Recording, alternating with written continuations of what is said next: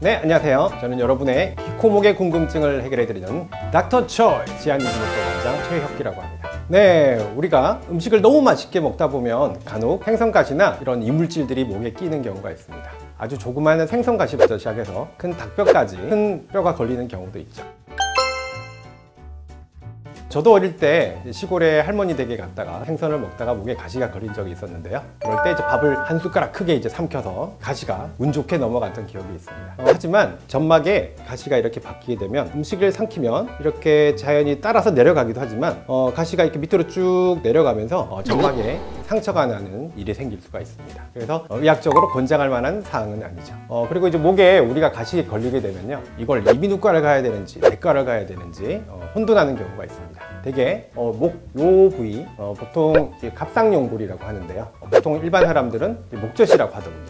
갑상연골 위쪽 부위는 후두, 인두 이런 부위라서 이비인후과를 가는 게 맞고요. 그리고 더 아래쪽 부위는 내과에 가서 위내시경을 하면서 제거를 하셔야 됩니다.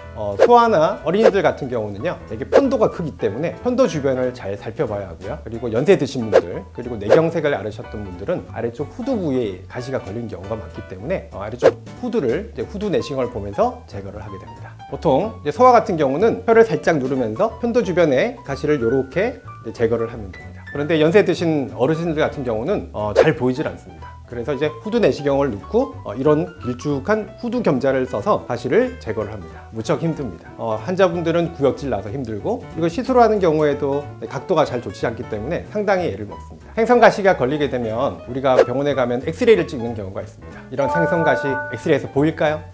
네, 잘 보이지 않습니다. 그런데도 병원에서는 간혹 엑스레이를 찍자고 하는 경우가 있습니다. 물론 방어적인 측면의 진료이긴 합니다만 간혹은 도움될 때가 있습니다. 저는 70세 된 그 어르신이셨는데 치매가 좀 있으셨어요. 그래서 목 안에 아무리 들여다봐도 가시는 없어서 엑스레이를 찍어봤더니 후두와 식도 쪽에 낚싯바늘이 3개가 들어있는 경우가 있었습니다. 그래서 이건 이제 그냥 국소 마취로 해서는 제거를 할 수가 없어서 전신 마취를 해서 이제 후두 쪽이랑 식도 쪽에 있는 가시를 제거를 했고, 또 추후에 봤더니 뱃속에도 낚싯바늘이 3개가 더 있었던 경험이 있습니다. 이건 엑스레이를 찍지 않으면 이제 확인이 불가능한 거죠. 네, 생선가시가 목에 걸렸을 때 우리가 깍두기나 밥을 한 숟가락 이렇게 크게 삼키게 되면 가시가 쉽게 내려갈 수 있을까요? 네, 운 좋게 내려가는 경우도 있지만 점막에 인위적인 상처를 줄 수 있기 때문에 가능한 삼가하시는 것이 좋겠습니다. 근처에 있는 이비인후과 선생님께 가서 제거를 하는 것을 추천드립니다.